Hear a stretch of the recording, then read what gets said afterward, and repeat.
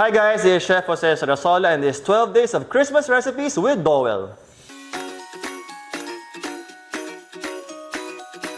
For today's recipe, we'll be making baked chicken relleno.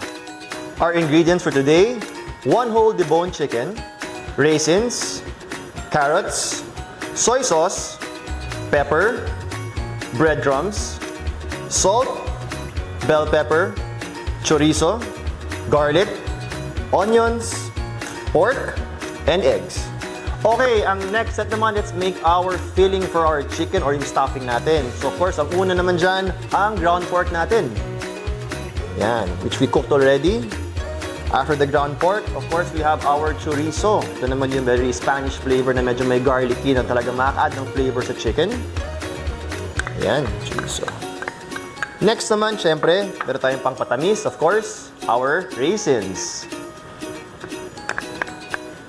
We also have our carrots.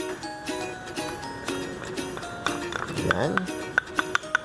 Of course, we have to season it very well with our pepper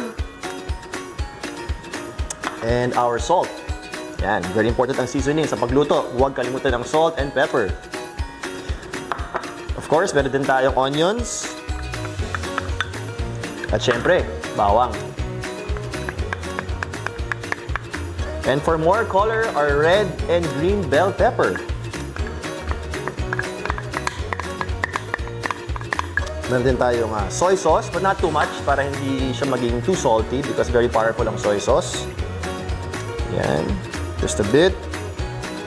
And then last two, ito yung medyo binding agents. Ibig sabihin how to combine your filling para hindi siya kumalat sa loob ng chicken, para medyo buo siya. Meron tayong breadcrumbs. Yan. And of course, the thing that will bring it all together is ang egg.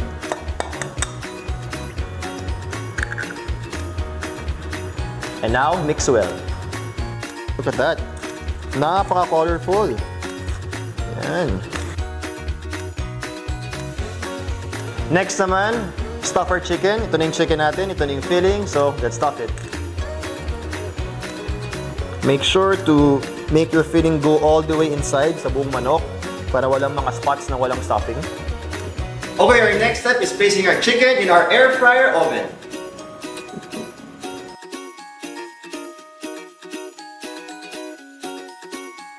Sa menu, put your settings to chicken. Yan. Then yung temperature natin, mga 190. Yan.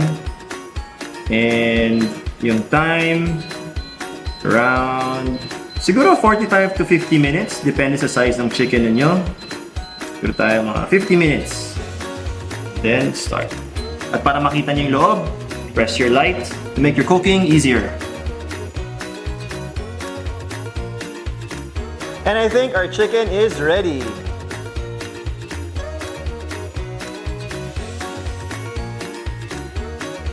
At ayan, tapos na ang baked chicken relleno. Of course, using my Dowell air fryer oven. This has been Chef Jose Sarasola. Catch me on my next video.